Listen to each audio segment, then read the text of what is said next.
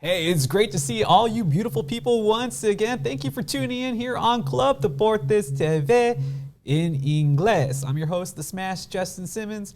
While you're here watching us on YouTube, make sure you leave a like and subscribe. Don't forget, you can go read the articles on clubdeportes.com, both in ingles and in Espanol. And we also have Club Deportes TV with my man Jorge Iturralde in Espanol. So make sure you check that out on our YouTube page as well. And don't forget, you can follow us on Twitter at Club Deportes, as well as on Facebook. We got a lot, I'm telling you, a lot to talk about today. I'm going to get into it real quick. Let me give you an idea of what we're talking about right now. Austin Bowl. We're going to talk with some people from La Murga, Cinco12. Also, we're going to talk about Austin FC. I know things weren't exactly great, but we're going to get into how come things happen that way. Also give you an idea of how they may shape up against Seattle this coming week. Of course, it is the Champions League final coming up. You know we have to get into that. And then on the other side of the Club Deportes break, my man Karl Schoening is going to join us as we get into some NBA playoff talk. 2 games in, 3 games. Game 3 is coming on tonight as you are watching this show, and we'll get you prepped for the weekend. But before I get into all of that, I got to introduce my man that is sitting in studio next to me. You can hear him on 104.9 FM every Sunday morning from 9 to 12. He is the man himself, Dr. Wagner. Dr. Wagner again. Yeah. I should have brought my stethoscope. This time I actually brought a Dr. Wagner photo for you. I'm going to have to add that in post. What? Because I wanted you to see what Dr. Wagner looked like. This is Adam Wagner. Thank you very much. I appreciate that. That's one hell of an intro. I hope I live up to those things. I went to school for 7 years, but I mean, I didn't get a doctor's degree, that's for sure. Well, I mean, that leisure studies. No, exactly. Hey, taking your UT's time. tough. I understand how it goes. Look, we're a little behind right now, but we got a lot of stuff I want to talk about, especially because one of the teams here in Austin was able to get a win last night, and that was the Austin Bowl second game. The first one, it didn't go all right, but the second one, they were able to get a win. And on the line joining us here today is El Chico del Apartamento Cinco12. I'm sorry, I love Selena, but even I messed that one up. But no, really, from La Cinco12, Frankie Perez is joining us here on Club Deportes in Ingles. Frankie, thank you for joining us. Do you like Selena? Oh, yes, I love Selena. Thank you, I'm a big my man. cumbia fan, especially Selena fan. Yes, I like Selena and her brother, the Cumbia Kings. Those guys were great, too. Yes, Cumbia Kings, a big fan of both Selena and the Cumbia Kings, AB Quintanilla. And thank you guys for having me here in Club Deportes today. Hey, you know, we talked about the Quintanillas there, you know, Selena and AB, and how they were kind of able to bring together their talents and really kind of take the music world by storm for us. How has it been? Because I know there's been a lot of things going on behind the scenes when it comes to like La Murga and Cinco12. Has everything kind of just started flowing naturally as everything's starting to progress? Obviously, you do have Austin FC getting ready to play.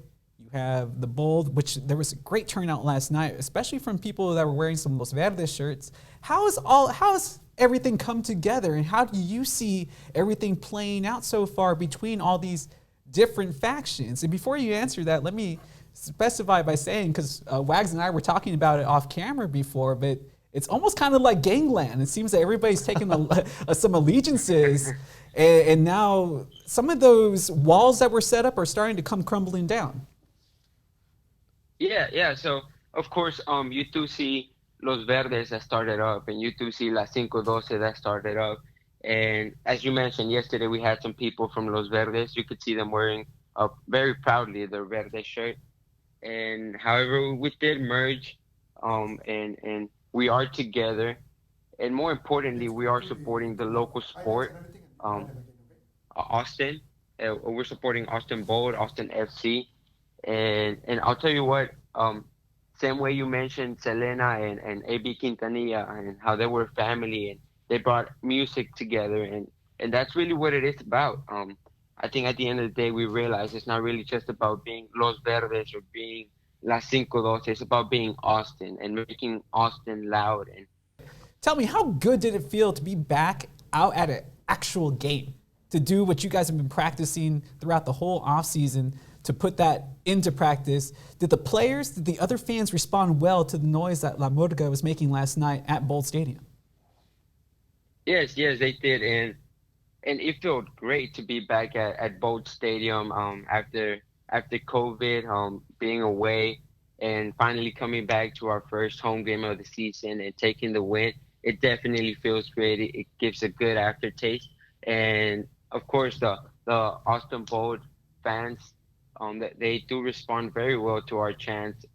Since our very first chant and our most popular chant, which was the Dale, Dale, Dale, Dale, Bolt.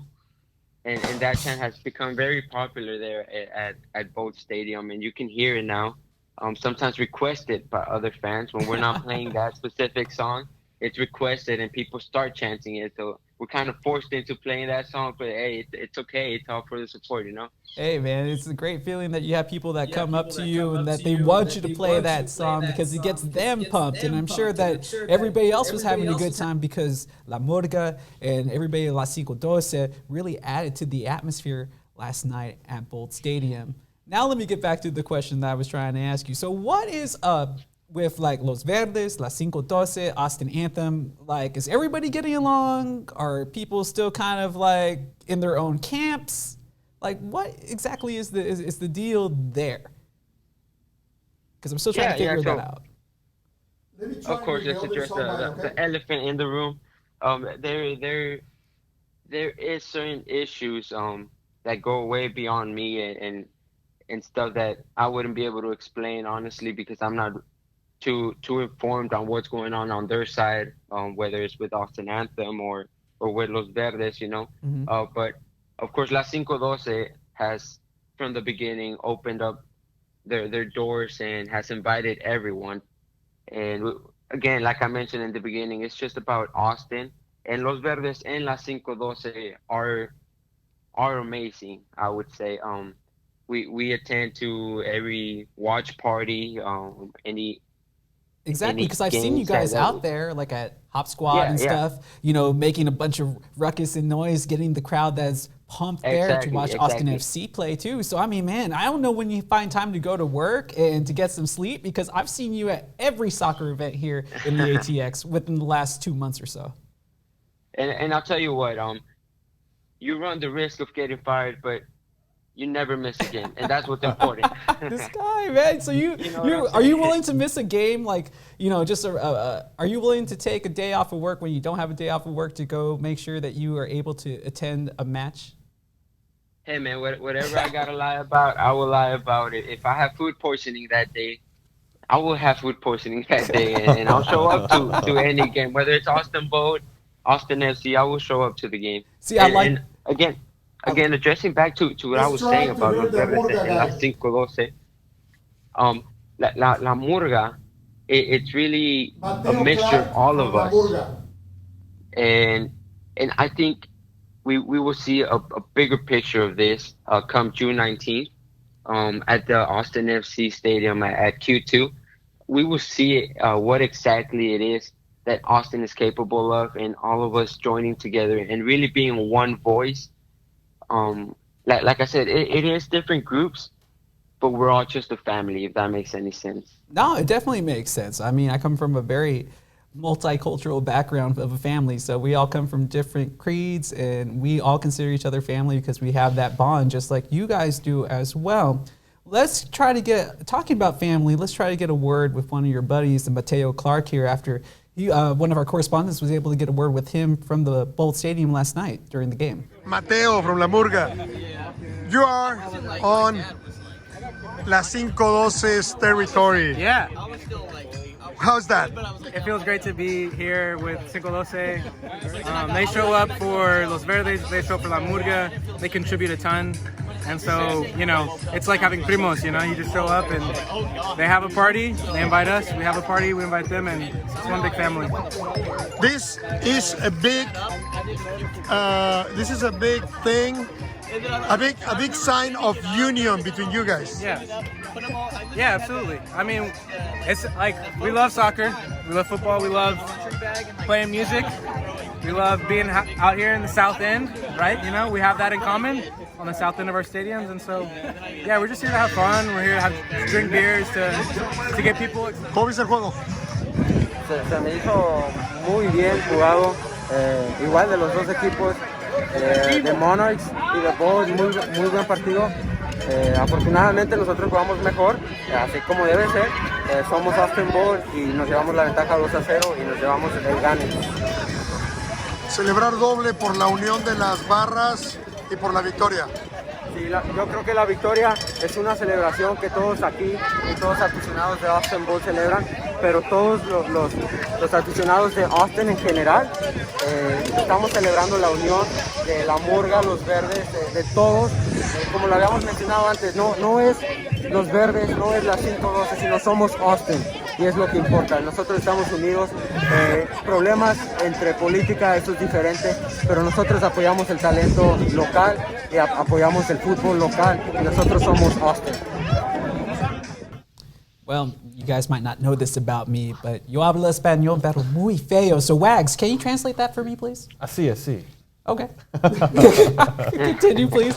Frankie, we had a chance to talk with Mateo. He has really kind of echoed what you have been telling us throughout this show about like how those beefs have been, for most people, have been set aside, and I think you might agree with him there. But I have to admit, I really like the jersey you were wearing because I'm sad that the Bold have removed the teal from their uniforms this year.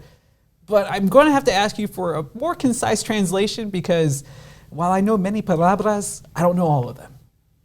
Yes, of course. And just really quick, I want to touch on what Mateo said, a great friend of ours, actually.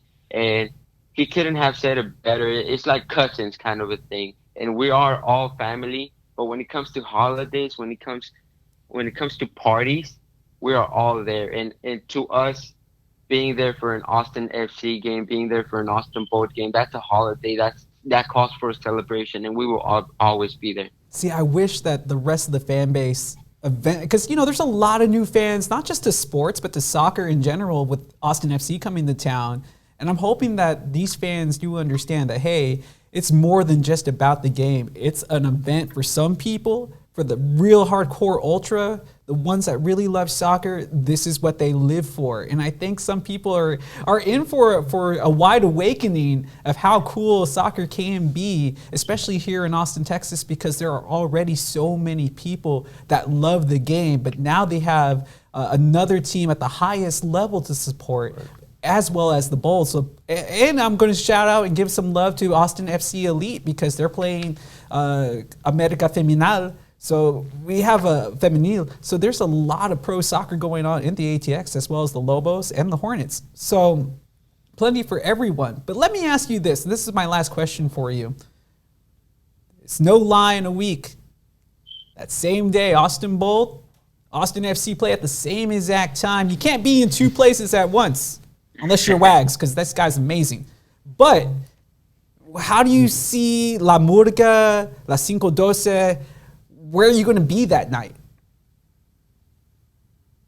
Yeah, well, La Cinco12 did start off with Austin Bold, and quite honestly, that's who we will be supporting that specific day. However, our support is not limited to them.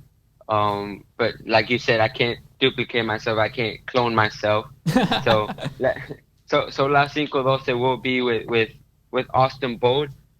However, we support 100% Austin FC, and we have to do that from Bold Stadium. We will.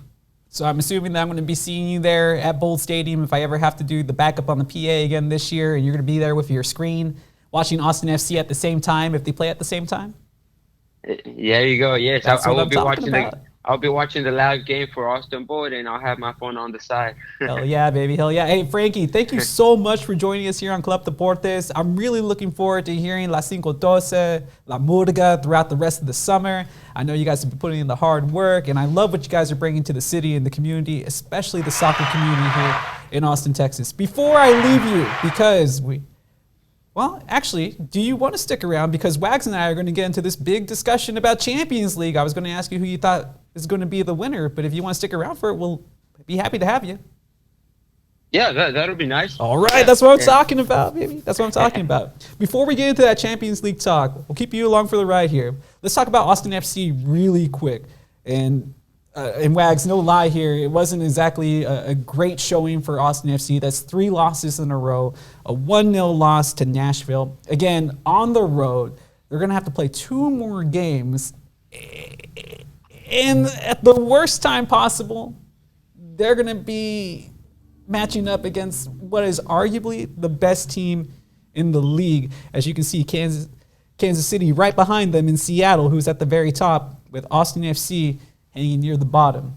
We're 6 games in. Yeah, I mean, what a tough way to start your season, right? I mean, we're just, we're lucky that we've been able to muster 5 goals with kind of the lack of offense that's been going on in this young campaign.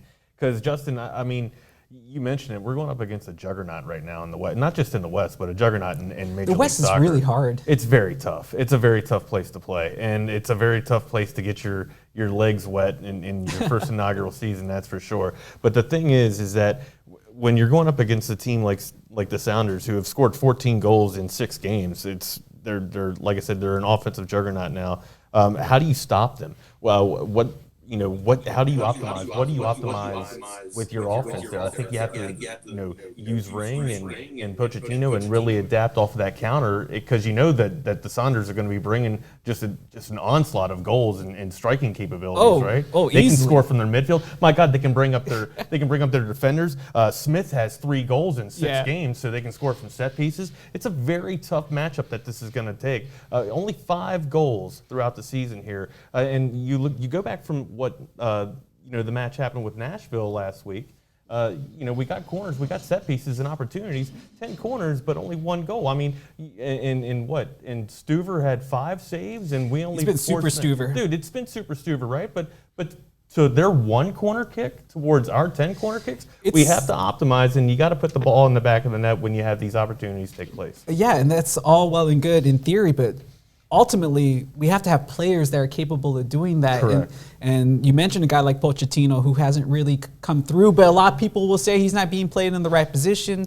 You talk about the 5 goals that we've had scored this season. Cecilio Dominguez had 2 in 1 game. Fagundes. Yeah, Fagundes, another guy that didn't get a start. A lot of people kind of questioning, why aren't these players starting if they're the ones that have been putting in the goals? I know Hosen has an assist, but it's kind of weird how MLS tallies assist. I'm not sure if it seems that they use the hockey assist kind of algorithm, so there's more assists than I think there really should be. But that doesn't come back to the fact, or it doesn't help the fact any, that we're really having problems putting the ball on net and getting finishing.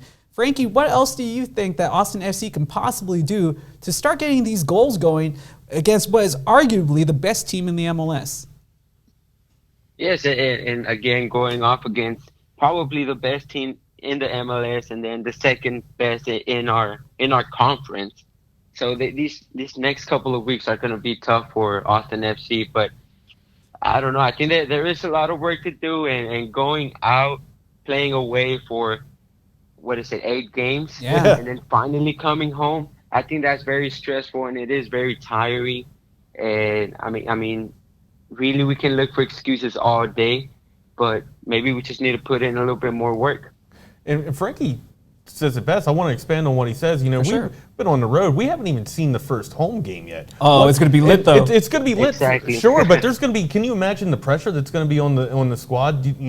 To perform at Q2 in front of their home fans for their home burg and for the first time. I mean, it's going to be a massive pressure. At least that's what I think. See, I was thinking of it that way originally, but I also felt that it would be a massive boost to have that support and to have it at 100%, because in case you missed it, it'll be a galvanizing moment for sure. That did come out earlier this week, where the Q2 will be at 100% capacity, not just for the Austin FC matches, but as well as for the US WNT as they host their friendly to open up Q2 Stadium a little earlier that week. And it sounds like either Frankie has the call on the other line or we possibly lost him. Frankie, you still there? Oh, we lost him. Yeah, we lost him. It's okay. Hey, that was Frankie Perez once again from La Cinco12. Hey, connections, it's an issue in Austin. We keep growing. There's ghosts in the wires. There really are. Are they really? And no, it's actually mice just chomping on the wires. It's possible. Those infrastructures need some big upkeep, But Wags, we were talking about Austin FC. You talked about how those goals are going to come for Seattle. Rui Diaz, he's second in MLS with 6 goals. They have some of the best defenders in Roldan, Gomez Andrade, who have been able to make the most interceptions in MLS. I mean, I look at the assists that Seattle has. They have Moore, who is already, or Mir, who's already second in the league with assists. I mean, they are just a complete They're team, loaded. top to bottom.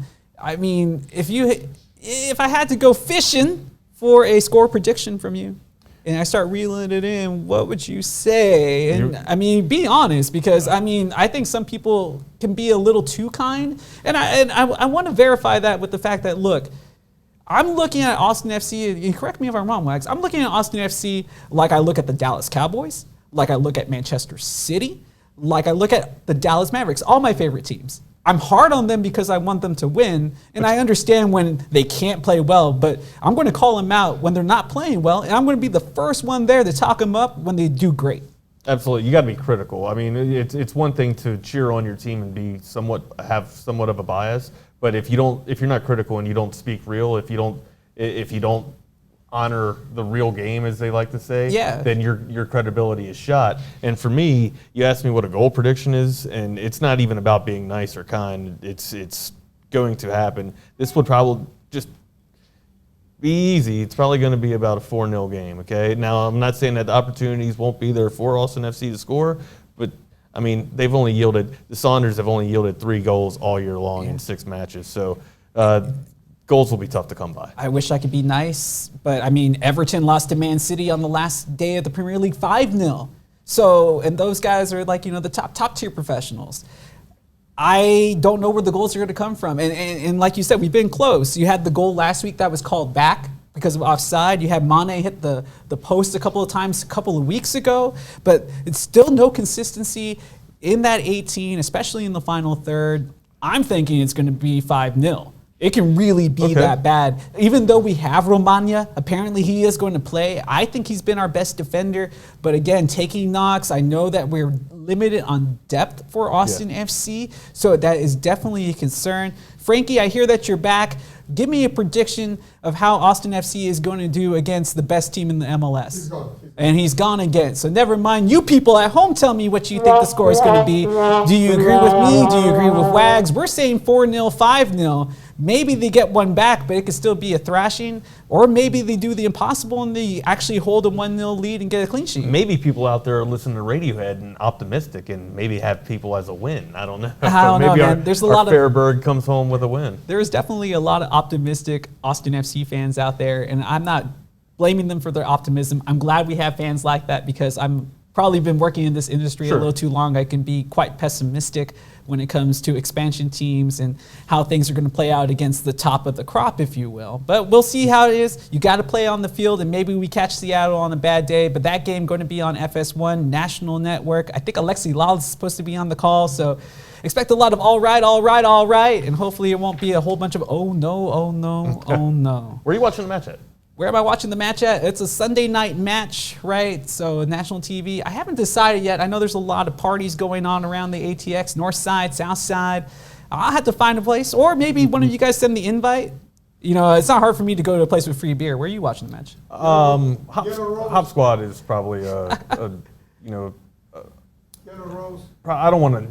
This guy's I know my producer's saying Yellow Rose. Yellow Rose in my ear. I don't know if I can say that. I was like, well, I'm not sure if we're going to get the Mike Rose sponsorship now, but we'll have to see. No, but Hop Squad probably go down there and see Alex Caesar and Greg. And probably run into some of the people from Cinco12 too. Absolutely, they've been and out Los there. Verdes as well. And I'm glad you didn't bring up myself being on Los Verdes because I didn't want there to be any type of beef there. No, that's the joke. See, here's the thing about that, right? So there's a wide dichotomy when you're talking about Austin FC supporters, and it is just like a family, right? There's cousins. I don't even know if I'm going to say this right.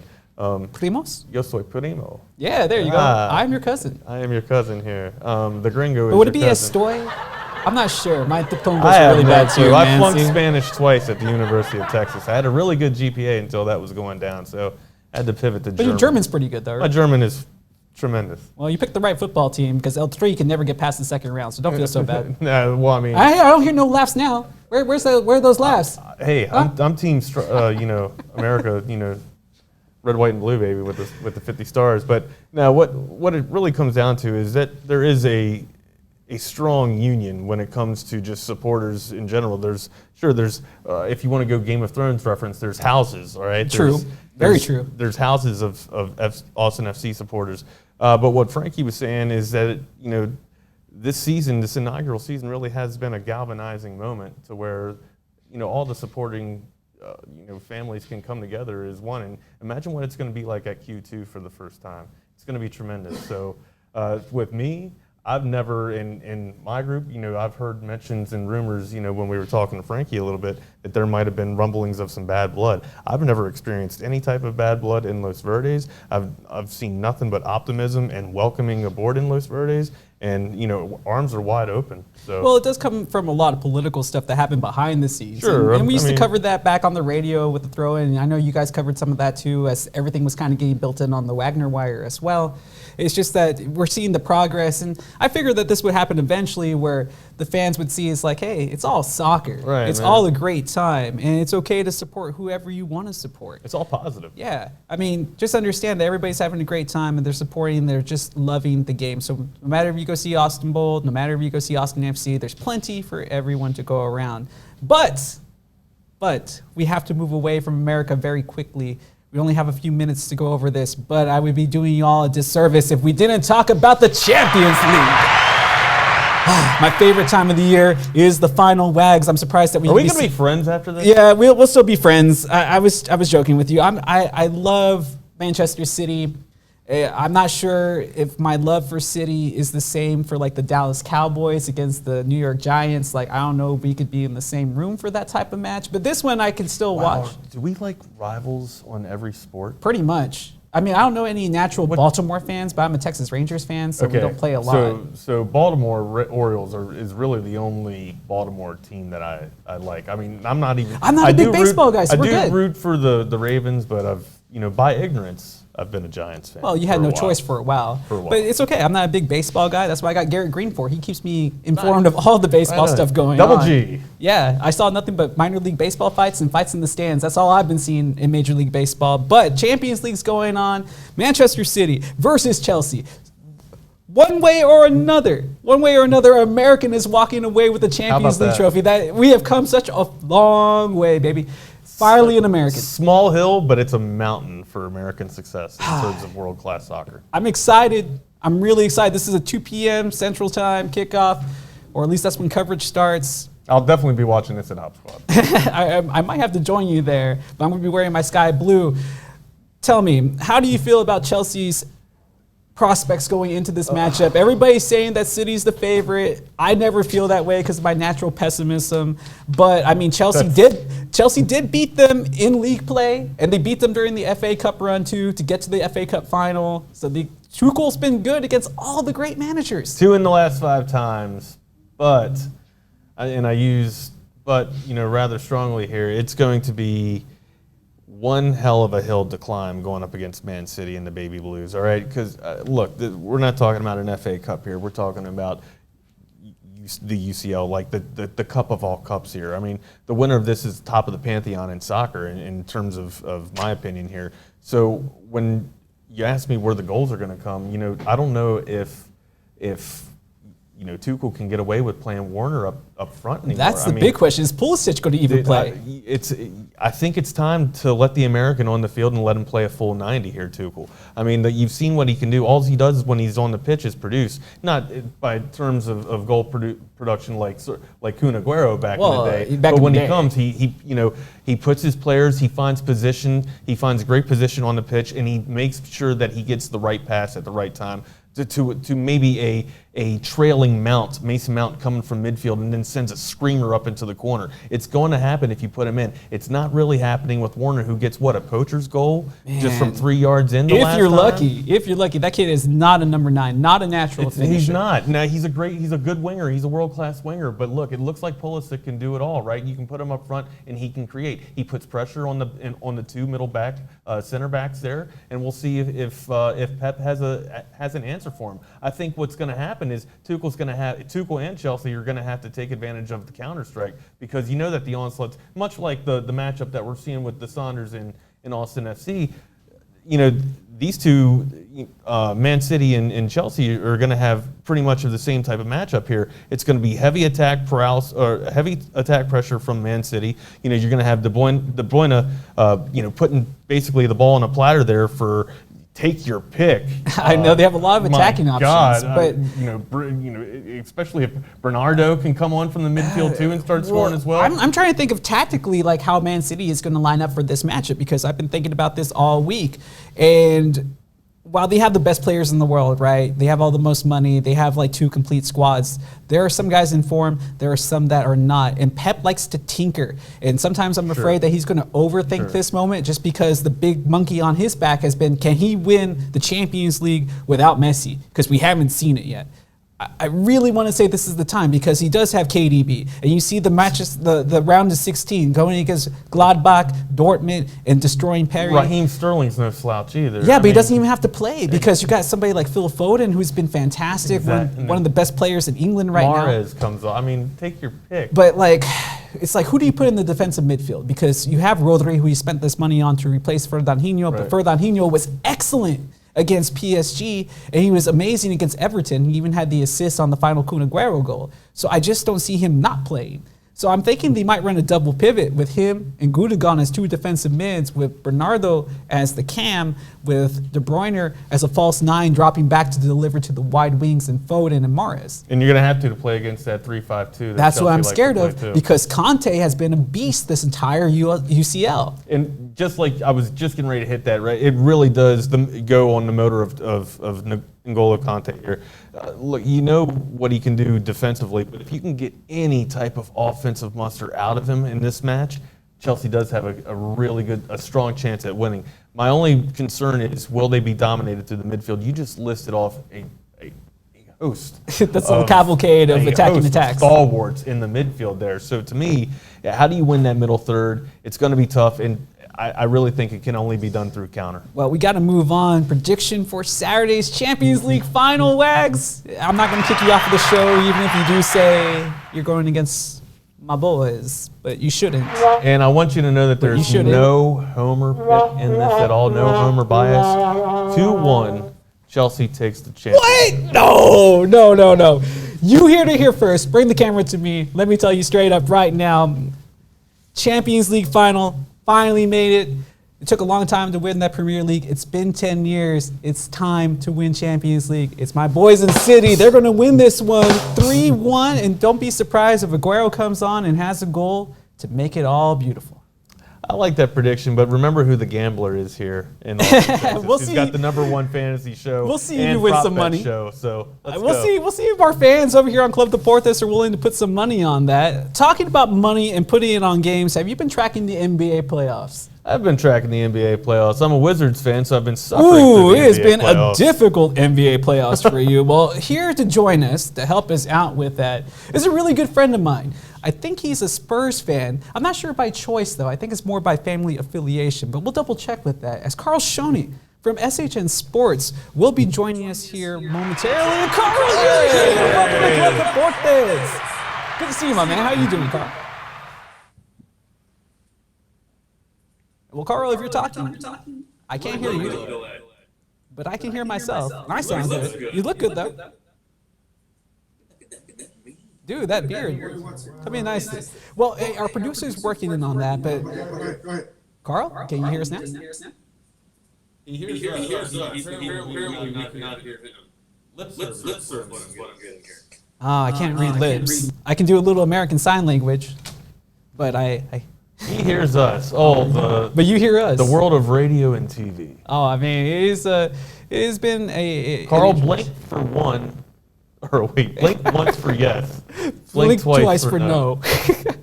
We'll go there. As we're getting that set up, I mean, going through the association, I think we heard him. Wait, Karl, is that you? I hear him. Y'all got me? Yes, there you are. Oh, it's a winner. Good to see you, man. So cool. That works out. I got it. I just changed the microphone to my computer, so if y'all have me, that works great. I have y'all on my headphones, so y'all are playing some stuff. I can't see the program, but other than that, I'm happy to be on the program. How y'all doing? It's all good. It's great to have you along for the ride, Karl, here on episode number 8 of Club Deportes, where we're all feeling great.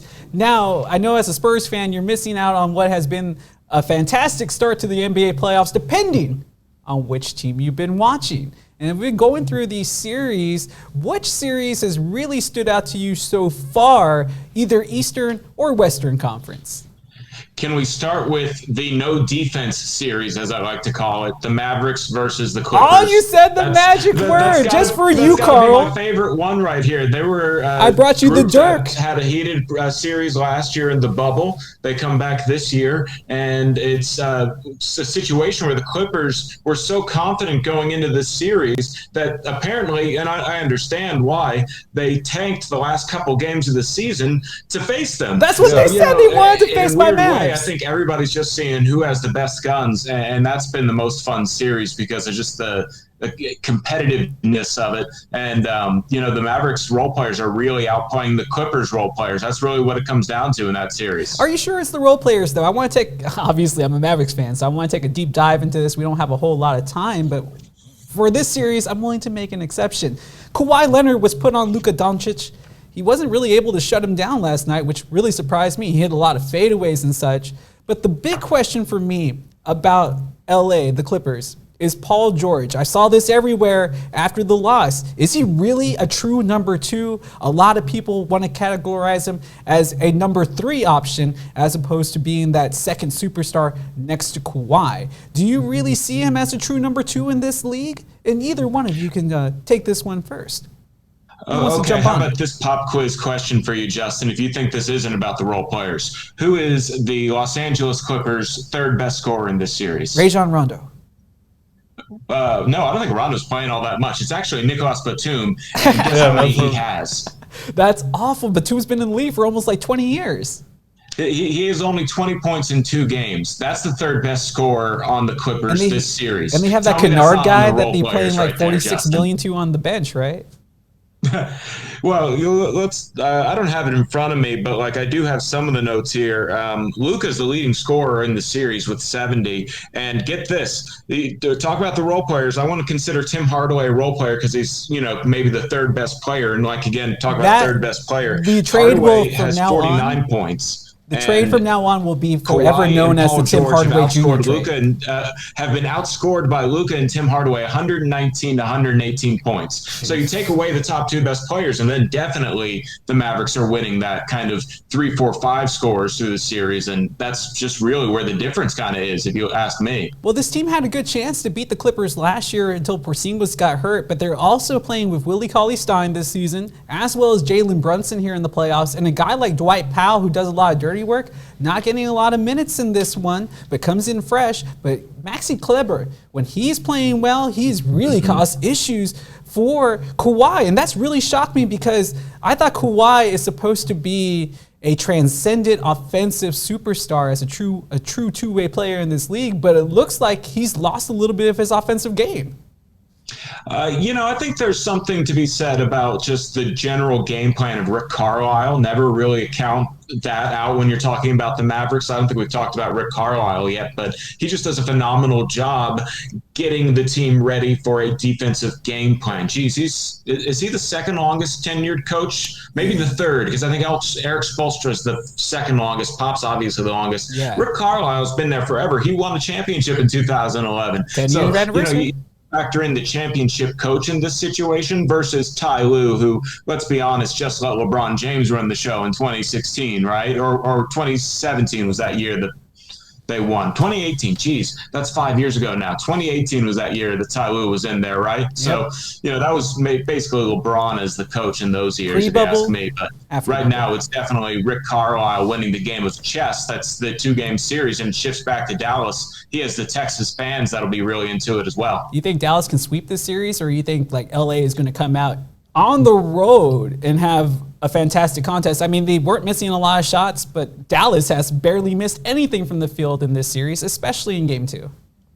Yeah, you talk about the three-point shooting. Usually that's better at home. You have that home court advantage. The depth perception a little bit better. The Mavericks in this series are shooting 50% on threes at 70 attempts through the series. The Clippers are shooting 33% at 73 attempts through this series. So that's another area where the Mavericks are just killing the Clippers. It's that three-point percentage. They have the same rough amount of attempts, but just you can't really catch up to 20% over the course of a series most of the time to this point. No, it sounds like it'd be difficult. But if you had a prediction of how this series will finish up, do you see Dallas sweeping?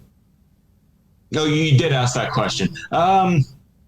Geez, Break out the broom? I believe the Mavericks could, but I want to say it's Clippers in 5, a gentleman's sweep. Gentleman's sweep. Wags, what do you think about my Mavs? You think they can sweep this series? I'm with Karl. I think the Mavericks in 5, a gentleman's sweep as well. I just, you got when you have people like Kawhi Leonard and you have another just one of the best two-way forwards in Paul George. I mean, how can you say that they won't get at least one game or steal at least a game somewhere? Now, it's going to be difficult doing this, in Dallas, but I mean, when your back's against the wall, that's the marks of a true team, right? I know that's an old cliche, but you expect at least the Clippers to get one of them. I'm with Karl here, man. I think it's, a gentleman's series. Let's move over to the East really quickly here because we just see the graphic. I want to talk about what happened last night against Washington. I mean, obviously the Sixers are cruising right now, but I don't know if you saw it, but the fan pouring the popcorn. Yeah, because I'm like, look, Karl knows this league. We can talk about the popcorn all you want, but let's just not talk about the game. No, I know the game didn't go out the way, but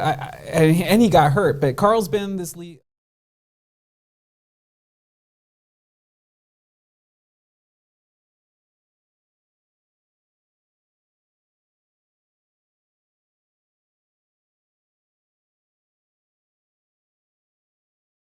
So this will never happen, but I think it should. Charles Barkley once said that a player should be allowed to hit one fan a game. He said it last night. Solve the issue.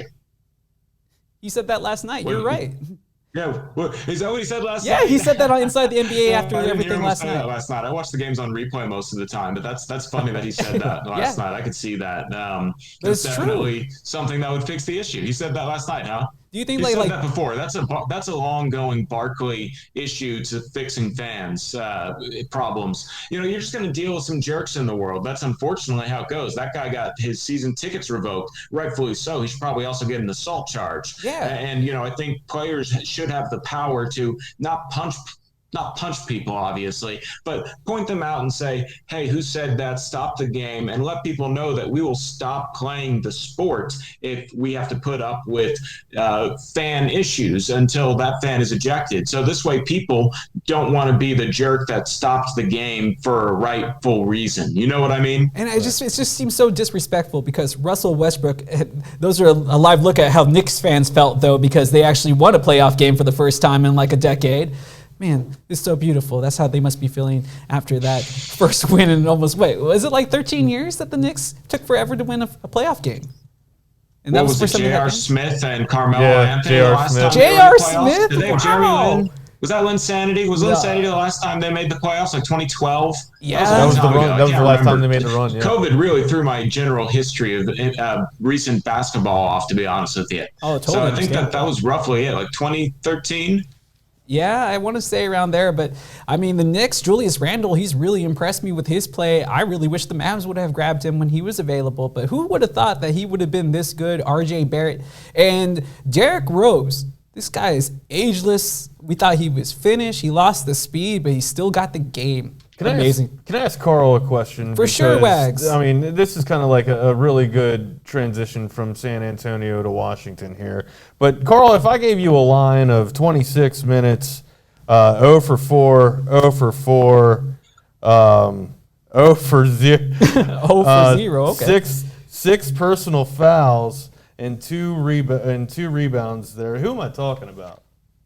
I know, I know y'all just gave him $80 million. Why did we? And that's my follow-up question. Why did we give him $80 million? Davis is that's a lot of money. A specialist.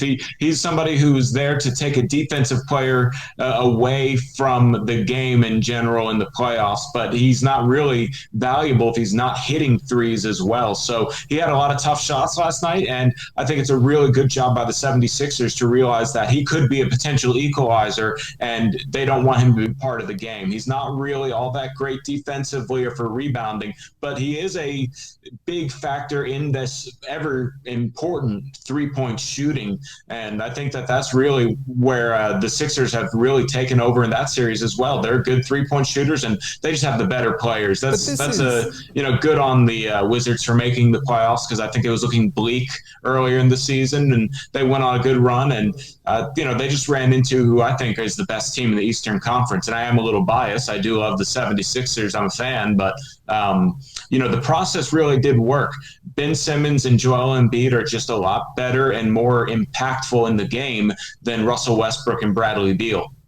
Well, I mean, the Russell Westbrook, Bradley Beal thing had just been thrown together, and you saw them, one of the few teams that was able to really benefit off of the play-in tournament, sneaking into the playoffs as the 10th seed. So really not even supposed to be here, but you can see right now there's just too much size down low with Embiid, and Ben Simmons is just an absolute beast, just a different caliber player. But I can't see, unfortunately, Washington coming back against the 76ers, but how far can the number 1 seed in the East really go without a true number 3 and with Ben Simmons never really developing an outside game?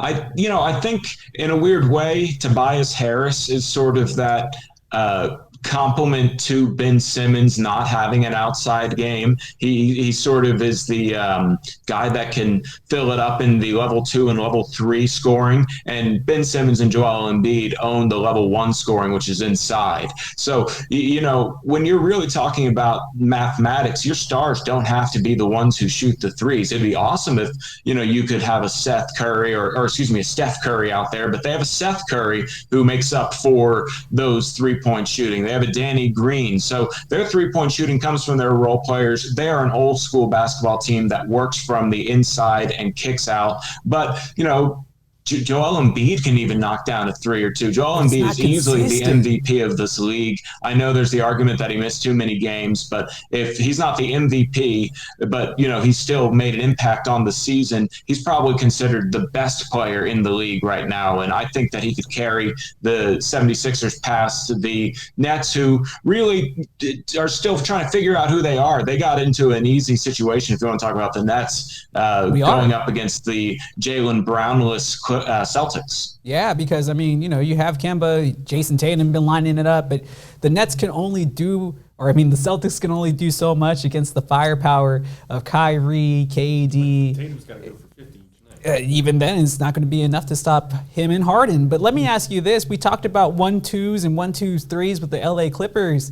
How does it work on the Nets? Because, again, this is a super team that was just formed this season. You got a guy like Harden. You see the Slim Reaper right there in KD, who had 26 and 8 in the last game against the Celtics. And then you have Kyrie. You never know what he's going to say next. He's not always thinking about basketball. I'm okay with that. I know it rubs a lot of people the wrong way, but that's Kyrie being Kyrie.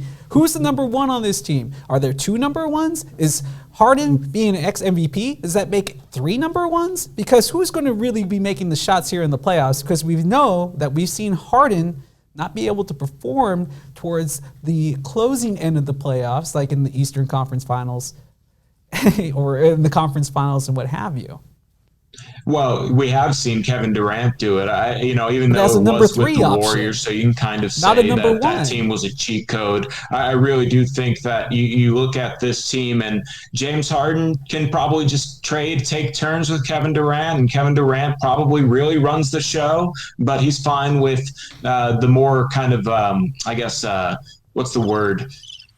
I don't want to call him cartoony, but I really think James Harden and Kyrie Irving are definitely characters, as opposed to Kevin Durant, who I think, is probably the best player, definitely has the best resume of the 3, but really he is so laid back as a leader that you can ask that question, and legitimately, who's really the number 1? And I think Kevin Durant's the number 1 that made the other 2 guys feel like they're number 1s. That's going to be a fun end of their careers in Brooklyn. I think that Kyrie, James Harden, and Kevin Durant are just going to be riding out into the sunset together. I'm looking forward to seeing how the Nets really go, because they have a lot of Spurs ties too. So I kind of cheer for the Nets. It's going to be interesting to see how the depth works out for the Nets, because I know that they invested a lot of their money into their star players. Obviously, not having Dinwiddie on their squad here for this playoff run is definitely going to hurt them with that depth.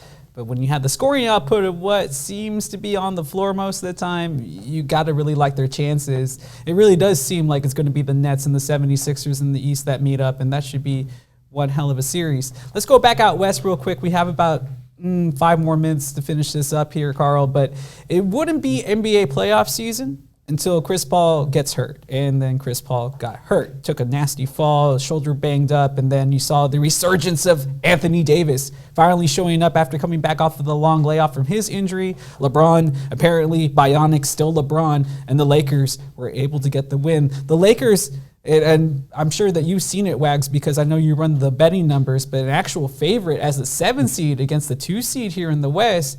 Is there any chance for the younger Suns with the young bodies that they have, like a DeAndre Ayton and with Devin Booker? Is there a chance for these guys to come back and really make a run in this playoffs, or are the Lakers just too experienced and just too much inside?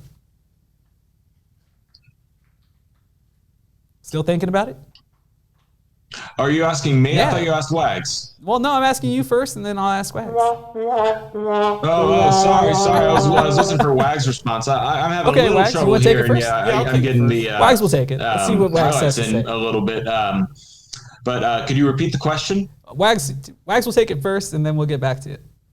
Wags, what do you think? So to me, I think what you're seeing is really, and we talk about this on the Wagner Wire from time to time with myself and Isaiah Collier, you're really seeing the effects of the bubble actually take place and just how long the Lakers went into the season. Not just the Lakers, but with Miami too, right? You're seeing it's not the hangover that you're seeing with these two teams. You're seeing fatigue. There was a very short season, a very short off season between the championship and the bubble, and then the time to now. Remember, we really started this during Christmas Day, and that's we joke about it, but that's kind of when the regular NBA actually picks up. Well, it picked up this year, right? So these guys didn't really have that amount of ample time to restore their body. And LeBron talks about it all the time. With almost a decade into the association, he invests back into his body in the offseason so that he can stay at the top, as Superman, as the king of this league. You're starting to see, I'm not going to call it the demise of the Lake Show, but you're starting to see fatigue actually starting to, to take its toll. And if you ask me, LeBron's still LeBron. I still think we're seeing him at 80%, and he's not. I'm not saying that he's holding back and reserving just a little bit, but we all know championship LeBron when we see championship LeBron. I mean, I think I would take 80% LeBron over Absolutely. most of the players in the league. But Karl, how do you think this series will shape out? Do you think the young Suns? It really does seem that Devin Booker might lose his boo and Kendall Jenner if he can't play any better in this matchup.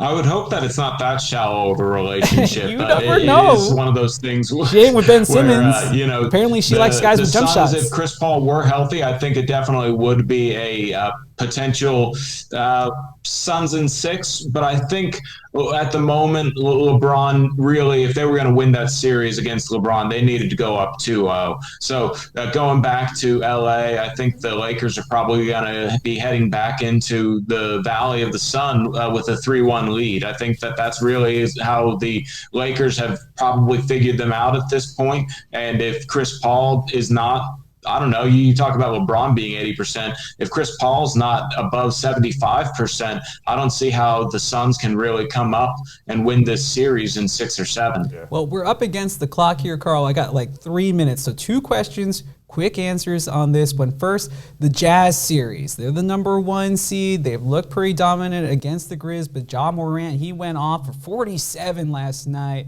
How do you see that series playing out? The Spider Mitchell as well come back and pull Utah, make them a true number 1 and get them through what has been a really feisty number 8 seed in Memphis? Because that next game is in Memphis. Yeah, definitely Donovan Mitchell coming back makes the Jazz the team that earned the number 1 seed.